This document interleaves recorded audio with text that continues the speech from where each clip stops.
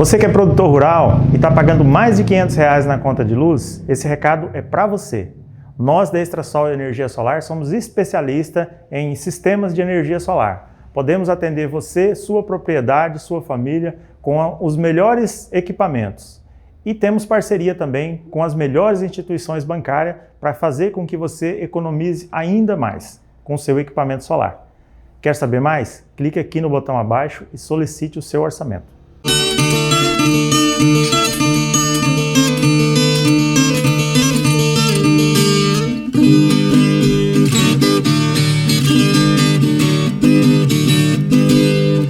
Olá, seja muito bem-vindo ao nosso podcast Ruralcast. Olha, eu já quero aproveitar e falar para você, já está seguindo a gente nas redes sociais? Olha, aproveita para nos seguir lá no Instagram, tá bom? Do Ruralcast. Você também pode acompanhar a gente aqui pelo YouTube, já aproveita, ative as notificações para você sempre receber informações dos nossos podcasts. Sempre trazemos para vocês assuntos de relevância. Hoje nós estamos recebendo aqui o engenheiro Bianchi, ele que é perito trabalhista também. Engenheiro, seja muito bem-vindo ao nosso podcast. Muito obrigado, Samara, obrigado a todos, né? Obrigado pelo convite, obrigado ao Max também pelo convite. E é um grande prazer estar aqui, né? A gente compartilhar algumas ideias, algumas informações, compartilhar com o público, né, essas informações que são relevantes, né? A gente saber de que se trata, né? A gente vai trazer um pouquinho sobre segurança do trabalho, né? Nas atividades rurais. Então, essas informações são muito importantes, né? E obrigado pelo espaço de estar aqui. Imagina, nós quem agradecemos, muito obrigado, né, por ter aceitado o nosso convite. Bom, nós queremos falar para você, nós estamos em época pungente de colheita. Na verdade, estamos quase terminando, né, esse período de colheita de café. Você que é produtor rural, como é que é feita a colheita aí na sua propriedade? Você tem aí para os seus colaboradores EPIs? Você fornece a eles EPIs? Quando acontece um acidente de trabalho, de quem é essa responsabilidade? Já que o colaborador que está lá na propriedade rural fazendo a colheita do café, ele não tem registro em carteira. Como que funciona, Bianchi, essa situação quando eu, produtora rural, eu contrato ali, eu chamo meus vizinhos, meus colegas para me ajudar no período da colheita e um deles acaba se machucando? Bacana, Samara, boa pergunta, né? O que fazer, né? Já que essas atividades de colheita de café, elas são por tempo determinado, né? Você não fica o ano inteiro colhendo café e aí facilite você fazer um registro em carteira, né, dessas pessoas. Porque normalmente você chama o vizinho, os amigos, vem aqui, colhe todo o café, porque se você tem uma lavoura um pouco grande e você é uma, duas, três pessoas dentro da família só, você não consegue colher esse café, né, até o final para ele ter uma boa qualidade. Quando você chegar no final da colheita, o café seu já tá brocado, né, já está podre, né? Então você tem que colher rápido, dentro de um período, né, curto ali, você tem que colher o café para ele não ter perdas, né? Você não pode colher ele verde, que senão ele tem perdas, e nem seco, né? Nem passado do maduro, senão ele tem perdas. Depois, na hora da pesagem, né? Então, o ideal é colher quando ele está madurinho, vermelhinho, para ter a melhor qualidade, para não ter perdas também na questão de umidade, sabor, né, e tal. Então, tem que ser rápido. Aí esse é o problema. Como fazer rápido se a gente é uma, duas, três pessoas na família só e você tem uma grande lavoura? E o que acontece muitas vezes nas atividades rurais, no sítio, na roça, vamos dizer, ou na fazenda, quando a gente colhe café, alguns erros que a gente comete como produtor rural é de chamar as pessoas, né, tal, e não pensar na segurança dessas pessoas. E se uma pessoa se machuca, de quem é a responsabilidade nessas atividades, né? Recai, com certeza, sobre o contratante. Se você é o dono do sítio, você chamou para trabalhar ali, para colher o café, então você tem uma responsabilidade da segurança do trabalho. E isso está nas normas, né? Está na NR31, que é uma norma específica para atividades rurais. É uma norma de segurança do trabalho, específicas para atividades rurais, tanto para café, soja, qualquer atividade rural. Claro que dentro dela especifica né, de quem que é a responsabilidade do fornecimento dos equipamentos de proteção, né, da responsabilidade de treinar aquela equipe que você está contratando. Porque às vezes você vai para uma atividade rural, operar um trator, mas você não sabe dos perigos que aquele trator que você tem lá oferece. Então, por mais que o operador seja treinado em operar o equipamento, mas ele tem que ter uma noção dos perigos, né? E quem tem essa obrigação é o contratante de relatar. Mas vamos lá. Questão dos EPIs, né? Os equipamentos de proteção individual. É obrigação do contratante fornecer. Na colheita do café, o que a gente precisa de EPI? Né? Você pode furar o olho na colheita do café? Pode, né? Uma vareta, bater no olho, furar gravemente, furar simples, mas tem o perigo. E o óculos, quem é que tem que fornecer? É o contratante, né? Uma luva, um gorro, um boné árabe para proteger do sol, né? Um avental, dependendo de como for as atividades, uma bota, uma perneira, se lá no local tiver cobras, né? Essa proteção é o contratante que tem que fornecer. Do mesmo jeito que se você for trabalhar no seu vizinho, ele também deve te fornecer. Porque se acontecer alguma coisa lá, isso eventualmente, é raro isso acontecer, porque normalmente é um contrato assim entre amigos, né? Sim, E verdade. pessoal de atividades rurais tem muito isso, né? Ninguém faz um contrato, nada escrito, é tudo, vamos dizer, amarrado no bigode, né? Verdade. Meu pai sempre falava, não, palavra de homem vale mais do que papel. Então, mas assim, se uma pessoa, talvez com má intenção, né, tipo, me acidentei, entrar na justiça, ele vai ganhar, com certeza, né? Só se você tiver toda a documentação que prove que você forneceu os EPIs. Então, por isso que tem que se fornecer e ainda anotar numa ficha ainda. Aí a pessoa que recebeu vai assinar que recebeu, né? Mas, acima de tudo, ainda existe um contrato de prestação de serviço que pode ser feito, que não precisa registrar a carteira, tipo, até 60 dias.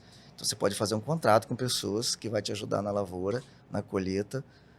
Até 60 dias você pode fazer um contrato. Nesse contrato tem que estar especificando que você vai fornecer os EPIs, EPI corretos e adequados, e ainda dar um treinamento para aquela equipe. Não precisa ser um treinamento, né, muito extenso. É um treinamento especificando por que tem que usar os EPIs, como que são usados, porque tem EPI que é mais difícil usar. Não é qualquer um que pega assim, o protetor de ouvido, por exemplo. Se você estiver trabalhando com máquinas barulhentas, tem que usar protetor de ouvido, então tem que fornecer isso também. Se for a colheita de café com trator, com máquinas, então se for aquele protetorzinho de plug que você tem que enfiar dentro da orelha, a gente chama de EPI de inserção, né? Aquilo lá é mais difícil, então você tem que passar a mão por cima da cabeça, puxar a orelha, abrir a boca e colocar, balançando. Então, olha só a técnica para você colocar um protetor de ouvido. Não é simplesmente pegar e enfiar na orelha de qualquer jeito, que às vezes não tem a proteção eficiente. Então, assim, por isso que é necessário o treinamento, para informar como também tem que usar esses EPIs, em quais momentos. Quando eu estiver tomando um café, eu preciso estar com protetor de ouvido na orelha? Não, tal. Então, esses ajustes que devem ser feitos, que o contratante tem a obrigação de estar passando para todos os colaboradores, mesmo que seja um vizinho, mesmo, pode ser também aqueles que estão registrados em carteiras, todos. Todos que ele chamar para trabalhar dentro do seu sítio, da sua fazenda, tem que dar os EPIs e treiná-los, todos. Né? Existe uma multa para quem não cumpre essas normativas? Há uma fiscalização? Perfeito. Existe sim multas. Essas multas são cabíveis pelo Ministério do Trabalho. Lá na própria NR31, no final de cada item, a NR31 é composta de diversas páginas, diversas exigências. Ao final de cada exigência dessa, na própria normativa da NR31, existe um código. E aquele código determina o valor da multa de cada um desses itens. Se você não deu treinamento, é uma multa. Se você não forneceu EPI, é outra multa. Se não registrou o fornecimento do EPI é outra multa. Então, cada item que você descumprir é uma multa. Já existe um valor pré-determinado por trabalhador prejudicado. Então, eu não dei o treinamento. É uma multa. Mas é uma multa multiplicada pela quantidade de trabalhadores que foram prejudicados. Então, às vezes, se você tem 10 trabalhadores, a multa multiplica por 10. Né? Então, é um grande prejuízo. Né? É fiscalizado pelo Ministério do Trabalho. Né? Normalmente, o Ministério do Trabalho não consegue, né, fazer essa fiscalização in loco. Né? E lá na linha 8, lá na linha 10, né, aqui em Cacoal, né, são as linhas, né, 9, 10, 11, não consegue lá nas linhas fiscalizar. Normalmente acontece um acidente, aí é onde desencadeia as investigações. Por que o funcionário, uma pessoa se acidentou lá na linha 5, na colheita do café, perdeu o olho? Que foi assim que começou. Né, essas fiscalizações, essas exigências do Ministério do Trabalho, que teve aqui ao longo desses últimos 2, 3 anos, batendo em cima, os fiscais do Ministério do Trabalho vieram aqui, reuniram com os sindicatos dos produtores rurais, né, que tem café, falando, nós vamos cobrar isso, isso e aquilo, e colocaram regras. Se não fizer, nós vamos multar. Ficou muito claro isso há uns anos atrás. Então, todo mundo com medo. Imagina, um produtor rural ali, você tem um sítio às vezes pequeno, e aí você levar uma multa de 500 mil, você tem que vender todo o café, 1 milhão, aí não compensa, né? Isso é verdade. Então tem que tomar esses cuidados, né? E tudo bem que mesmo fazendo esse monte de regras, de dar treinamento, também gera uma certa, onera um pouquinho também. Claro que é bem menos, né? Porque é melhor prevenir do que depois remediar. Isso é O próprio verdade. ditado já diz. A prevenção, você gasta um pouquinho, que é mixaria, na questão de contratar um profissional de segurança do trabalho, para dar um treinamento para os seus colaboradores e comprar os EPIs, que são baratinhos, um par de luva é R$10, R$8, R$6, um protetor de ouvido é R$4, uma bota que é mais cara, um par de bota que é R$35, R$40. Então já onera um pouquinho, mas e se acontecer um acidente, né? É bem pior. Então, a exigência do Ministério do Trabalho, forçando a cumprir esse mínimo necessário, é justamente para evitar que depois venha uma multa, se a pessoa se acidenta, ela perde a capacidade laborativa, quem que vai cuidar dessa família? Se um pai de família está lá num sítio trabalhando, perdeu uma mão porque uma máquina, na hora de colher o café, a máquina puxou. A máquina não tinha proteção, de repente. Ou o trabalhador não sabia do perigo, né? Perde uma mão, a mão que ele normalmente é a que mais ele utiliza. E aí? Capacidade laborativa. Quem que vai custear todo esse período da vida dele, dos filhos? É difícil, É um né? prejuízo grande. Então, essas precauções, essas medidas preventivas que, né, são cobradas para que a gente cumpra na colheita do café, já que agora a gente está tá na colheita do café, já finalizando, né? Esse era o maior receio da fiscalização, já que lá em Minas Gerais, há uns anos atrás, teve uma mulher na colheita do café que ficou cega. Então, tudo começou nesse acidente. Ficou cega e ela entrou na justiça. E todo mundo achou um absurdo, porque, poxa, entrou na justiça, a mulher estava colhendo lá no sítio do fulano, né? Então, mas independente da boa vontade do sitiante contratar essa senhora, essa mulher, ele tem uma responsabilidade, né? Contratou na boa vontade, estou pagando bem, ela está ganhando bem, mas você tem uma responsabilidade compulsória quando você contrata alguém para te ajudar fazendo qualquer coisa. Não pode se eximir disso. Não pode. E ela ganhou na justiça. Isso desencadeou, né, grandes análises, né, nos sindicatos, nas categorias os órgãos fiscalizadores, nas categorias de profissionais de segurança do trabalho. O que fazer, então? Nesses contratos temporários, rápidos, às vezes que é de 2, 3 dias, você contrata o cara para fazer uma diária na sua casa, para fazer uma limpeza da sua casa. Se essa pessoa se machucar lá, É um problema.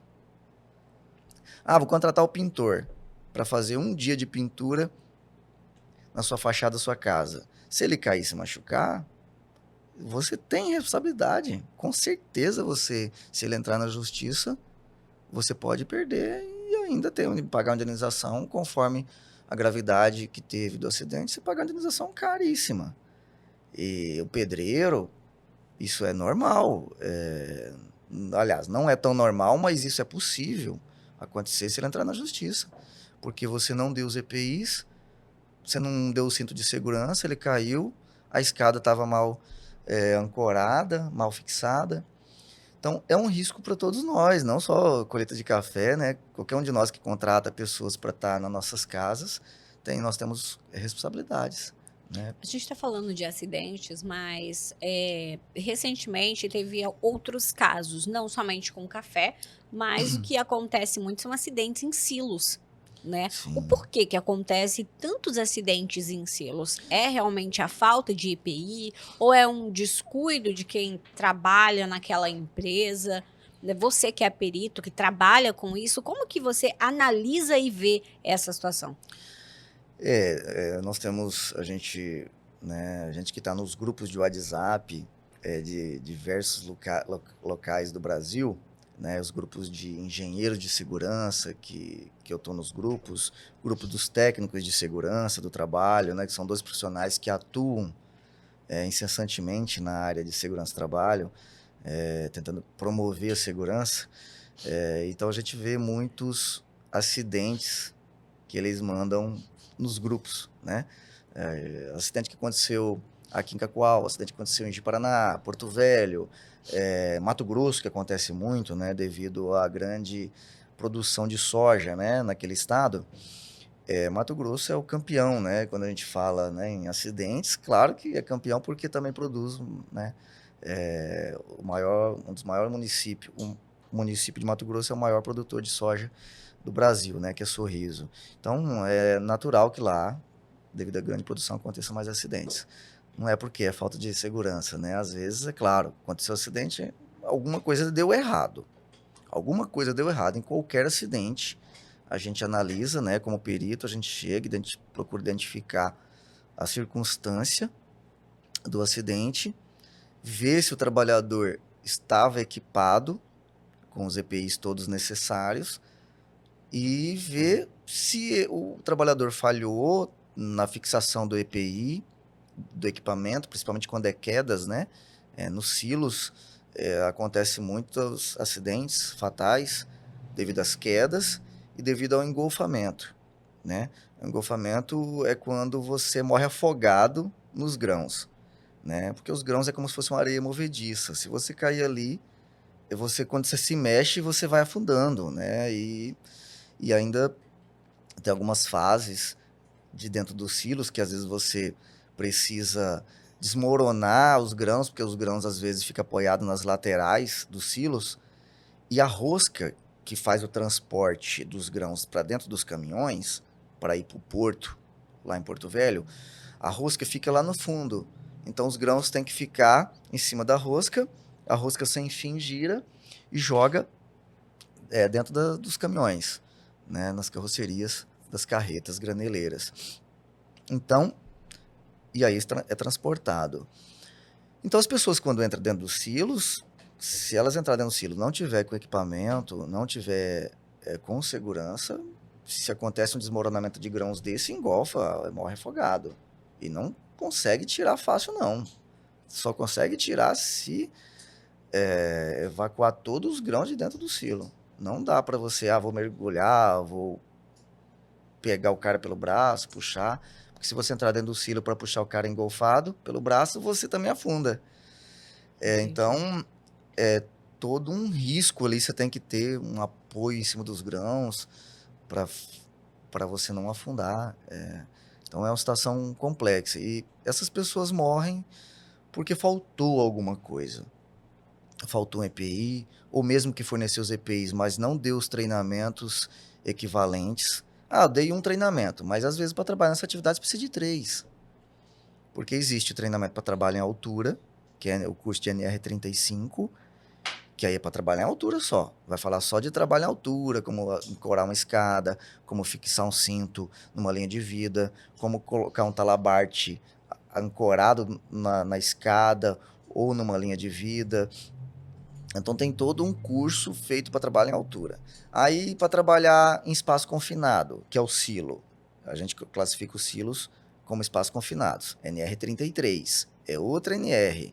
Aí tem que ter um curso de 16 horas ou de 40 horas, dependendo da classificação de trabalhador que é. Então, às vezes, o contratante, a empresa, o fazendeiro, ele não tem toda essa perspicácia de dar todos esses treinamentos. Às vezes dá um treinamento e acha, tá E acho bom. que tá bom. Mas você deu um treinamento de trabalho em altura, então eles têm o cuidado para não cair. Mas ele não sabe os perigos que o grão oferece.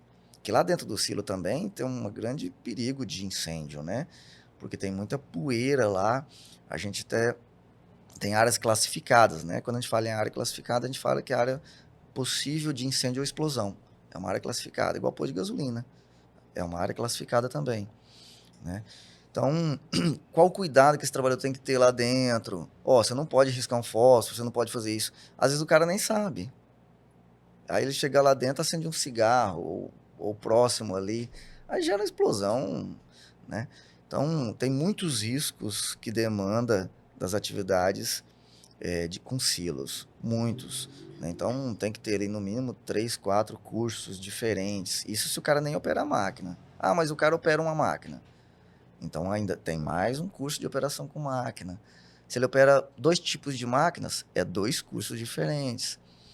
Então, assim, por isso que é importante ter um profissional acompanhando, né? Orientando o empregador rural. Pelo menos fazer uma consulta, né? Chama um engenheiro de segurança do trabalho, ou até mesmo, né, o técnico de segurança do trabalho, lá para o seu sítio, né? Fala assim, quanto você cobra para vir aqui avaliar, né? Claro que tem muitas outras coisas que nas normas fala que o empregador rural tem que fazer. Por exemplo, o PGR-STR. O que é o PGR-TR? Programa de Gerenciamento de Riscos no Trabalho Rural. É um documento que todo e qualquer empregador rural é obrigatório fazer. O PGR-TR. O PGR-TR é um laudo que um engenheiro de segurança do trabalho ou um técnico de segurança do trabalho vai fazer. Ele vai lá no seu sítio, na sua fazenda, ele vai olhar os perigos que tem para cada trabalhador e vai anotar, fazer um laudo de 20, 30, 40, 50, 100 páginas, dependendo do tamanho que é o seu local. E nesse documento é elencado todos os perigos e como fazer para preveni-los de gerar um acidente. Fez o PGR-TR, é um documento básico em tese, mas necessário, é obrigatório por lei, todo empregador rural fazer, é obrigatório. Está lá na NR31, isso escrito. Então, consulta com o técnico ou com o engenheiro, e fazendo esse PGR-TR, você já vai ter uma base. Poxa, eu tenho que fazer isso, eu tenho que fazer aquilo.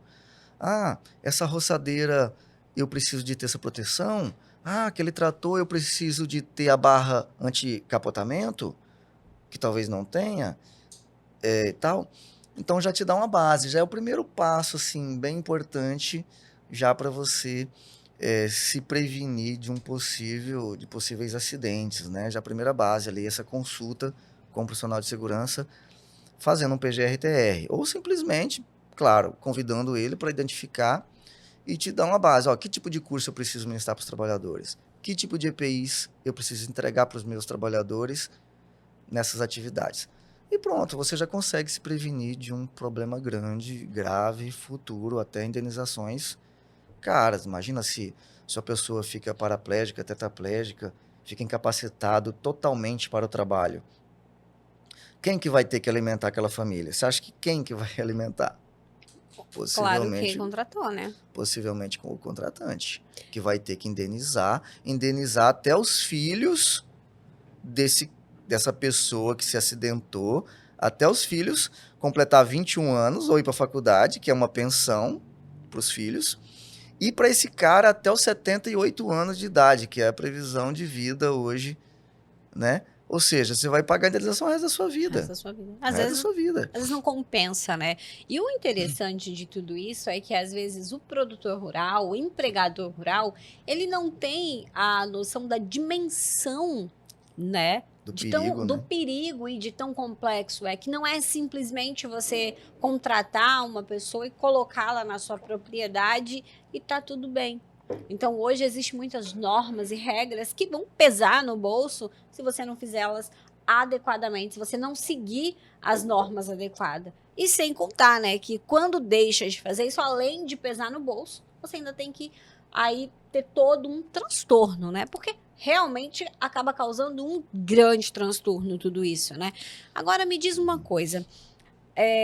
Eu tenho lá na minha propriedade, eu fiz todos os cursos, tinha o EPI, estava tudo certo, tudo ok, mas aconteceu o acidente. Perfeito. Boa pergunta. Você minimizou a indenização que você vai ter que pagar ainda. Eu ainda tenho que pagar. Aham, possivelmente. Isso é tudo jurídico, né? Os advogados que estão assistindo, né, principalmente os trabalhistas, né, eles adoram, né, essas discussões que envolve comprovar, né? Aí vai haver uma discussão, vai haver um embate, né, das duas partes, o reclamante e a reclamada, né? É um embate de a reclamada, que é a empresa que está sendo reclamada para pagar uma indenização, ela vai ter que provar. Se ela provar que, ó, entreguei todos os EPIs, o registro em carteira ou o registro como contratante temporário, tá tudo aqui bonitinho, você assinou, o trabalhador assinou que recebeu os EPIs, porque não adianta entregar os EPIs e o trabalhador não assinar, senão não reconhece. Assinar, fotografar, fazer vídeo, já Exatamente. fique atento, né? Exatamente, perfeito. Fazer vídeos dos cursos, dos treinamentos, tirar foto, fazer um memorial fotográfico desses cursos, mostrar o que você passou, o conteúdo programático nos cursos, porque quando a gente vai fazer uma perícia de um acidente de trabalho, eu avalio, foi ministrado um curso para você que está trabalhando e você se acidentou.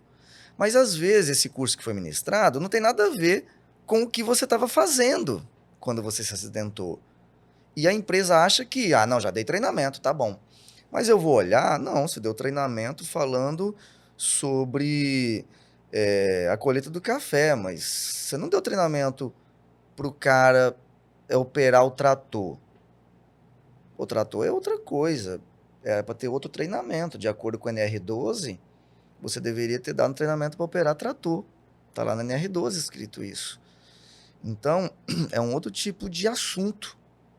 Então, por isso que tem que abordar todos os assuntos a qual o trabalhador vai ficar exposto de perigo, né? Para aí, quando eu vou analisar uma eventual perícia, eu olho, você não falou isso. Então, mesmo que você deu treinamento, mesmo que você forneceu os EPIs, mas ainda você pecou um pouco, não te exime de toda a responsabilidade, né? Você dá 1 ou 2 treinamentos. Então, você fez tudo certinho, mas quando chegou na parte do treinamento para operar o trator, que seria um item a mais só, você não fez. Então você paga por aquilo que você não fez. Se tem 10 coisas para você fazer, você fez 9, poxa, fez muita coisa, né? Top, parabéns, você fez 9, mas faltou 1. E foi esse 10. 1 que gerou o acidente. Então você vai pagar uma indenização de 500 mil de um acidente. Estou jogando um valor médio aí que a gente vê nos acidentes graves, né? Teve uma perícia que eu fiz recente, que o cara perdeu o braço, né? Essa perícia foi... Eu tô falando aqui valores porque não vou falar quem foi, né? Sim, tá certo. Foi num acidente que não foi aqui em Cacoal, foi longe daqui de Cacoal, que deu 850 mil. O cara perdeu o braço direito, que era o braço que a pessoa utilizava para trabalhar, né? Então, deu 850 mil reais de indenização. Aí a empresa teve que pagar 300 mil à vista, 400 mil para 6 meses e mais 150 mil nos próximos 12 meses. Então, quer dizer, estou passando um dado, uma coisa real que aconteceu há 3 meses atrás. Então, imagina você perder um braço de um funcionário seu, pagar R$ 850 mil, uma média, né? Que cada juiz, cada vara do trabalho avalia as condições que a empresa também deu para aquele trabalhador. Nesse caso, a empresa não tinha feito muita coisa, não. Não tinha feito muita coisa, não.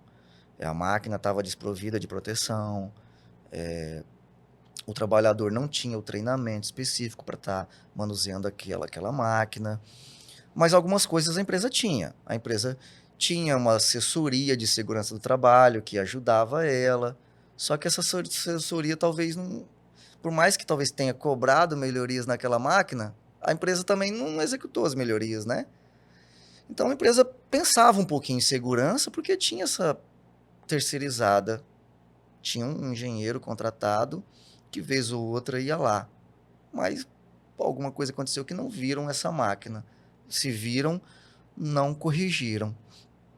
É um dos pontos positivos que eu visualizei no processo, ir lá em loco, porque eu tive que ir nessa máquina olhar. Então, 1 ou 2 pontos positivos, mais uns 6, 7 negativos que aí a indenização, o juiz, né, vai da cabeça, vai da interpretação do jurista, né, de avaliar. Ó, você não fez nada, porque o pedido era 3 milhões, caiu para 850 mil, né? Aí vamos imaginar você lá na sua lavoura, no seu sítio, alguém perde um dedo, um braço, né? Vai para a justiça.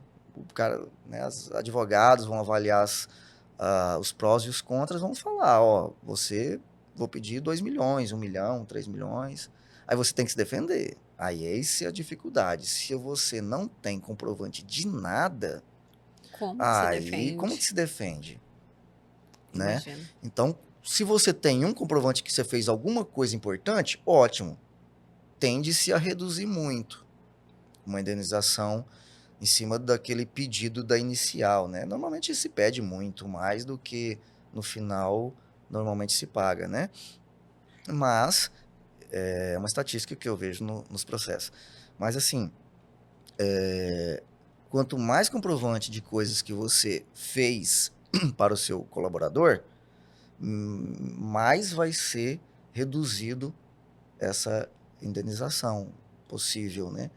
Então, mesmo que você forneça os EPIs, que você assine, que o trabalhador assine que recebeu, que você dê todos os treinamentos, todos, ainda tem risco em um item ainda, que lá na norma fala que você tem que obrigação de fornecer o EPI, treinar o trabalhador e fiscalizar. Aí esse item de fiscalizar o trabalhador, você pecou. Porque se o trabalhador estava lá em cima, você deu os EPIs, você forneceu o treinamento, o trabalhador estava no alto, ou estava fazendo uma colheita, ou operando um trator de forma inadequada, você não estava ali para fiscalizar ainda, então você acaba incorrendo desse item ainda. Então, ainda só mas eu queria abrir um parênteses. Já tive muitos processos recentes que as empresas estavam perfeitinhas e não teve nenhuma indenização. O juiz avaliou, ó, dos 10 itens, a empresa fez todos os 10. E mesmo assim aconteceu o acidente, né? Só que foi falha do trabalhador. Inclusive, uma empresa daqui de Cacoal, que eu até presto serviço para eles, um trabalhador dessa empresa morreu. E foi comprovar, a empresa conseguiu, aí a família entrou na justiça. Claro, infelizmente morreu, né, uma tristeza, né, porque a gente não gosta que acontece isso. E a família entrou na justiça e a empresa ganhou, não teve que pagar nenhum real de indenização.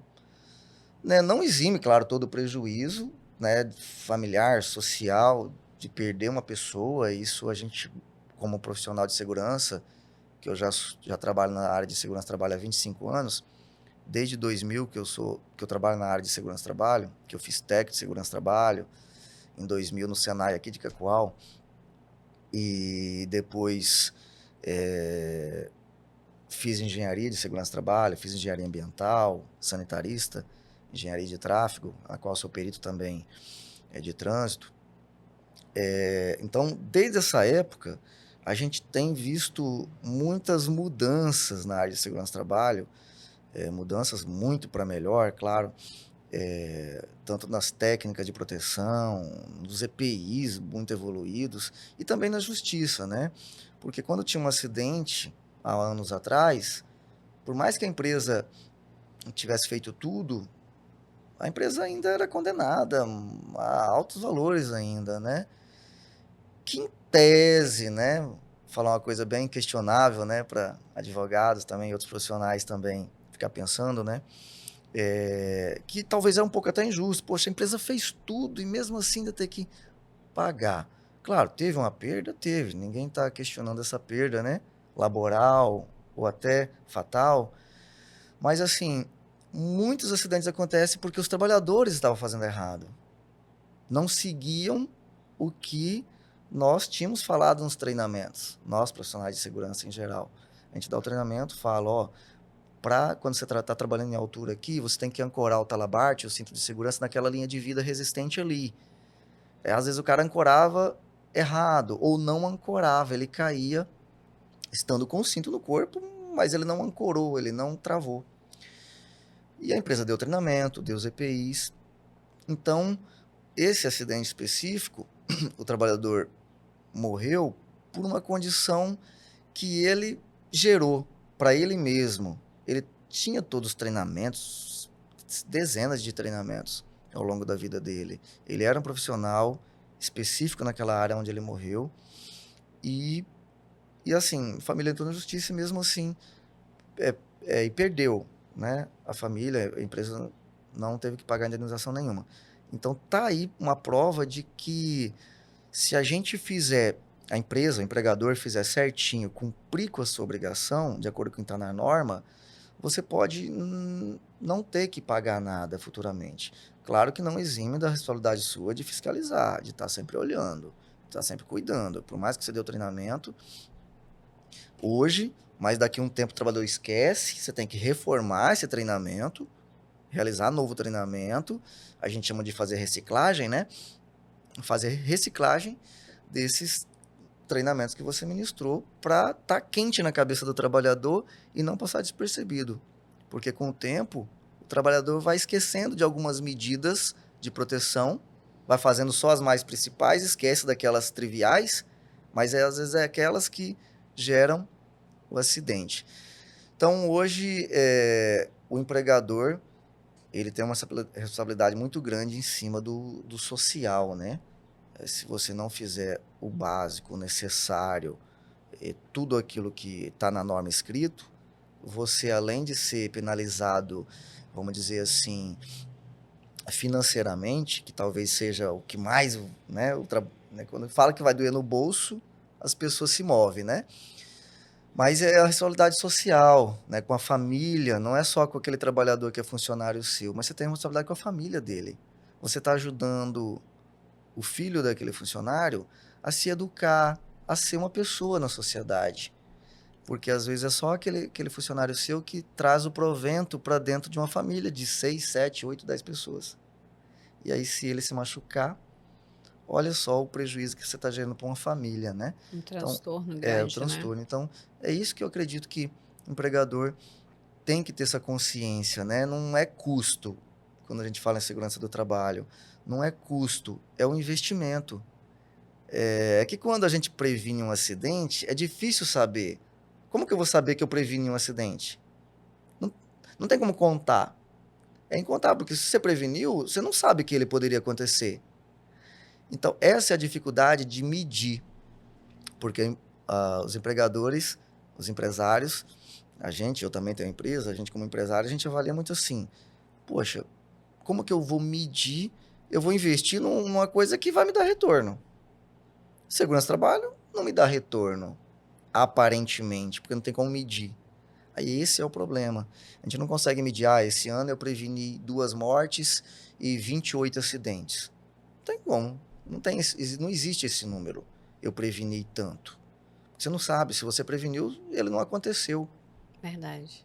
Então, essa é a dificuldade de nós, empresários, colocar na cabeça que a gente tem que fazer o que é certo, né? E que é muito mais barato fazer o certo, né? Porque depois fica caro, né? Tem que pagar. Bianchi, olha, a gente está falando de investimento e eu quero dar uma pausa aqui na nossa entrevista para falar para você. Como que tá o seu investimento aí na sua conta de luz? Está vindo muito alta? Para você que é produtor rural, para você que trabalha, né? Para você que tem empresa, para você que precisa aí, nós já estamos entrando no período da seca, para você precisa irrigar a sua plantação, seja ela de café, de soja, de milho, independente de qual seja. Como é que tá aí essa redução de custos? Fala para mim, olha, eu tenho uma dica muito bacana para você, que é da Extrasol Energia Solar. Você sabia que com a Extrasol você consegue reduzir a sua conta de luz em até 90%?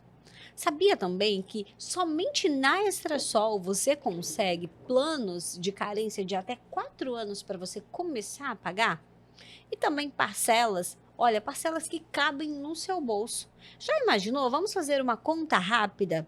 Você paga mensalmente 400, 500 reais na sua conta de luz. Imagina só que se você colocar energia solar aí na sua propriedade e você ter mais 2 casas na cidade para os filhos que estão fazendo faculdade, casa de aluguel. Sabia que com essa sobra lá da sua propriedade rural, você pode abater nessas suas outras 2 propriedades que você tem na cidade? Olha só, é investimento. É investir em você, investir na sua família. Com a Extrasol Energia Solar, você pode ter mais qualidade de vida, você pode ter mais tempo para a família e, claro, né, mais tempo para cuidar de você. E com muita cautela e com muito cuidado. Olha, nosso telefone já está na tela para você. Entre em contato agora mesmo que um consultor vai falar com você, fazer o seu orçamento, fazer uma visita para você, até na sua casa, na sua propriedade ou na sua empresa. Então aproveite e venha economizar com a Extrasol Energia Solar. Bom, a gente vai voltar aqui para nossa entrevista, né? Que nós estamos falando, né, de segurança do trabalho. E eu quero te fazer uma pergunta, Bianchi, da seguinte questão: o desvio de função é algo que acontece muito, principalmente na zona rural. Por quê? Aquela pessoa, talvez ali que está dirigindo o trator, ele também sabe dirigir um caminhão, ele também sabe, né, mexer lá no silo, ele também sabe dirigir uma colheitadeira, né? Ele sabe tudo isso, mas ele foi contratado, não foi para dirigir nada disso, ele foi contratado lá para colher o café, mas aí de repente ele decide, né? Não, chefe, deixa que eu vou lá dirigir essa colheitadeira que eu vou colher para o senhor. Pode deixar que eu sei, vou lá fazer. Isso também gera um problema muito grande, né? Se chegar a acontecer um acidente de trabalho. Exatamente, Samara. É uma dificuldade essa questão nas atividades rurais. Porque normalmente você não tem lá 20, 30 funcionários, né? Às vezes é um empregador rural que tem um funcionário. Ele é vaqueiro, a carteira assinada dele, né? Se for para colheita de café, se for em atividades agrícolas, ele está registrado como auxiliar de gerais, na maioria das vezes, né? O auxiliar agropecuário, né? Assistente agropecuário, ele está registrado com essas funções básicas, né? Exceto, claro, aquelas funções técnicas específicas, engenheiro agrônomo, veterinário, né? Mas, assim, as atividades rurais, quando você está na colheita, você vai colher. Terminou de colher, você tem que pegar o trator para levar os grãos no armazém. Aí depois você tem que operar o secador, se lá tiver secador. Então, aí você vai caminhando em todas as atividades rurais baseado na logística daqueles grãos, né? Você planta, você está operando o trator para plantar. Aí na hora de fazer a limpeza, tem que passar veneno, né? Passar veneno a gente chama, né? Mas é aplicar, né, o defensivo agrícola. Então você aplica o defensivo agrícola, você vai usar o trator. Se não for manual, né? Você utiliza o trator também. Aí você tem que operar o trator também. Depois vai para a colheita, você tem que colher também, ajudar a colher, se tiver mais pessoas na equipe, mas mesmo assim É porque não tem uma atividade, essas atividades de operar trator, a maioria das vezes, principalmente quando a gente fala atividades rurais menores, de menor tamanho, não tem uma atividade que te ocupa 8 horas em cima de um trator, que aí você pode registrar o cara como tratorista, operador de trator. Às vezes você não tem atividades que ocupam as 8 horas do dia para o cara ser motorista. Ah, vou te registrar como motorista. E não tem lá, às vezes, animais para você ser vaqueiro. Às vezes você acorda lá, tira leite de 4, 5 vacas só, aí você vai para a lavoura. Então, é tudo assim, às vezes, a maioria dos sítios, né, nossa, da região aqui de Rondônia, a maioria das vezes, sitiantes, né, pequenos e médio porte, é assim, faz tudo, né? É o chamado faz tudo, É o Severino. mil e uma utilidade, né? É um problema, porque o desvio de função ele pode acontecer, aí vai para o embate jurídico de novo, né? Até que ponto você foi contratado para fazer isso e você estava fazendo aquilo, e você foi treinado para fazer aquilo ou para fazer isso? Né? Então, se você foi contratado para colher café, terminou o contrato da colheita de café, claro, você vai embora. Mas se você é um trabalhador que foi contratado em carteira assinada e vai trabalhar, vamos dizer, o resto da vida ali, o que você foi contratado para fazer? Você foi treinado em todas essas atividades? Você recebeu EPI para todas essas atividades? Né? Às vezes recebeu EPI para trabalhar para ser vaqueiro, mas aí você foi passar veneno, aplicar o defensivo agrícola, você não tinha a roupa hidrorrepelente, que é obrigatório. Aí você tem só um óculos, uma máscara simplesinha, que é aquela máscara que nem é de filtro químico, não pode ser utilizada na aplicação de agrotóxicos. Tem que ser uma máscara específica. Aí o profissional de segurança do trabalho vai orientar o contratante, a empresa, o trabalhador rural, o empregador rural, a comprar o EPI adequado, né? Não é simplesmente comprar qualquer máscara, não é comprar qualquer óculos ou qualquer luva, né? Existem dezenas de modelos de luva, de máscaras. Eu falo máscara para a gente entender, o nome certo é respirador facial. Aí o respirador, ele tem diversos modelos, os mais simples, com filtro químico, com proteção semifacial, com proteção full face, que é aquela que protege todos os olhos, todo o rosto. Então, dependendo do produto químico, a gente tem que analisar a ficha do produto químico, ver a composição dele, que tipo de produto químico que tem lá, porque um agrotóxico ele tem dezenas de compostos químicos. O cromo é altamente prejudicial tóxico, né? O manganês, aí nesse caso dos defensivos agrícolas, organofosforado, organoclorados. Então, com base nessas descrições técnicas químicas, a gente consegue identificar, essa máscara serve, essa não, essa serve, essa não, porque a gente tem que olhar a descrição técnica também da máscara, do respirador facial.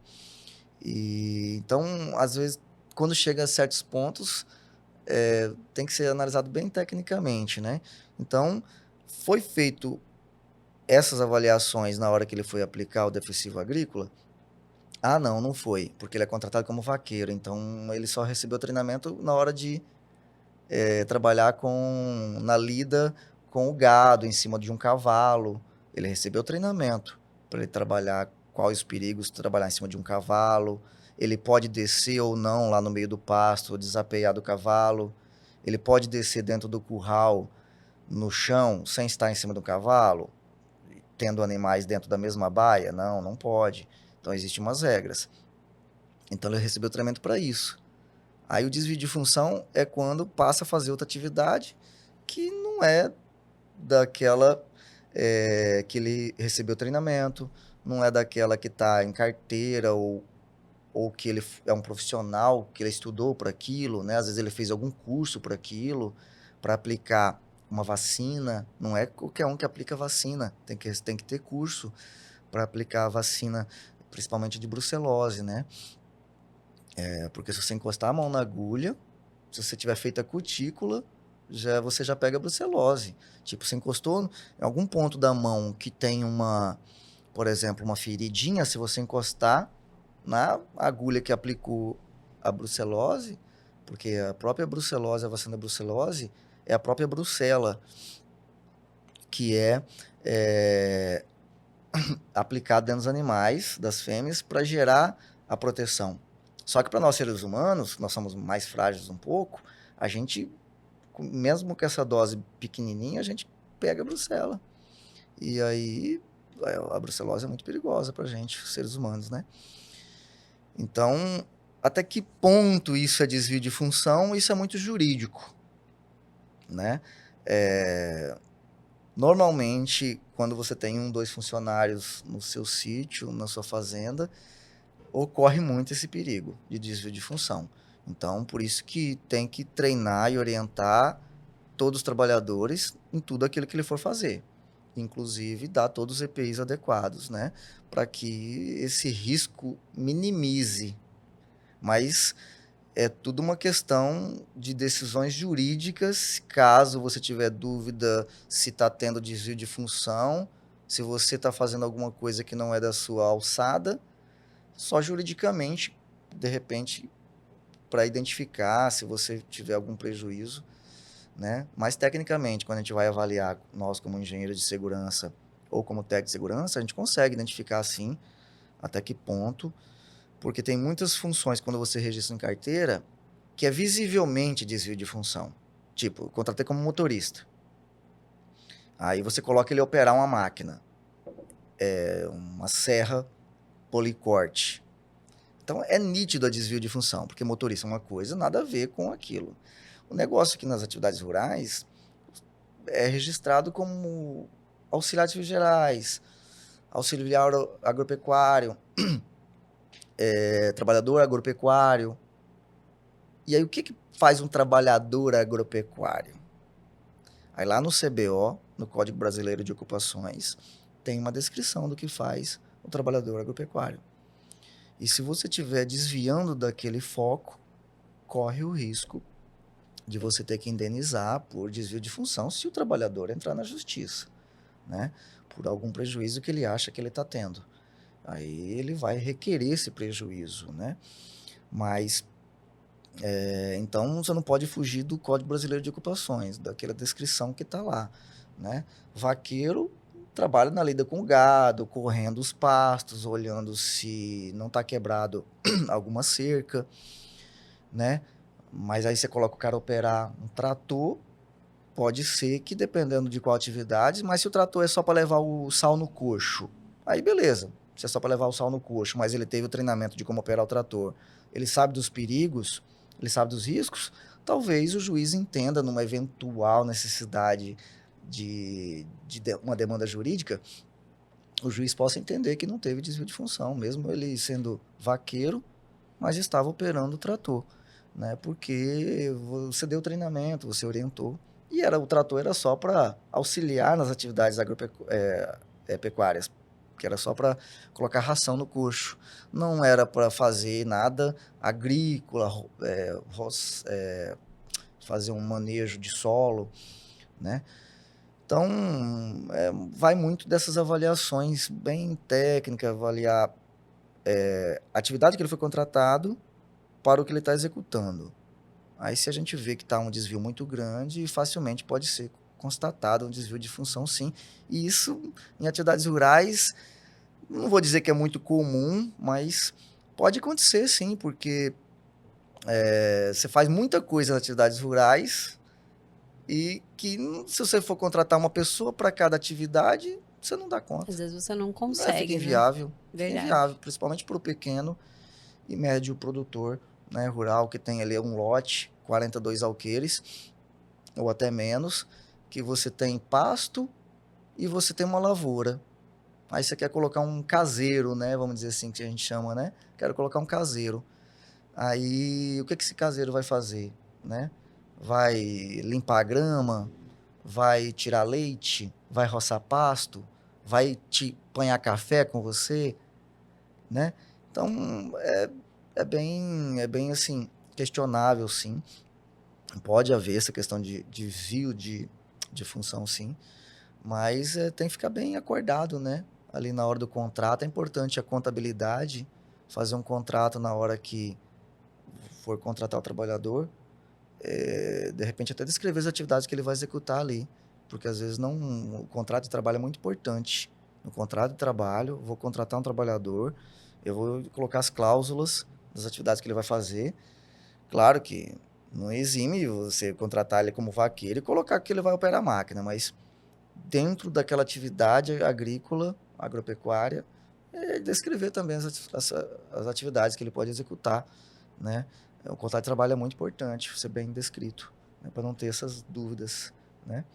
Olha só, então para você que é trabalhador rural, para você que é produtor e você precisa, né, fazer contratação, então é interessante você ter sempre aí, né, um técnico, né, em segurança do trabalho para te orientar, como já foi falado aqui na nossa entrevista. É importante você ter um contrato, né, é importante você certificar de todos os cuidados, porque não é somente contratar, tem todo um risco, tem toda uma logística e você pode, né, receber aí uma visita do Ministério do Trabalho, pode receber um perito, né, aí na sua propriedade ou acabar tendo que pagar uma multa. Olha, eu quero agradecer a sua participação aqui com a gente, Bianchi, foi muito valiosa essa entrevista. Eu acredito que quanto mais informação as pessoas têm, quanto mais acesso à informação, menor é o risco, né? Então, é muito importante a gente sempre levar informação para as pessoas. Muito obrigado, Samara. Agradecer também ao Max também, vocês pelo convite aqui. Sempre que quiserem, né, levar algum assunto importante, né? Existem centenas de assuntos importantes quando a gente fala em segurança do trabalho, né? A gente já conversamos também falar sobre meio ambiente, né? Qual sou engenheiro ambiental e sanitarista.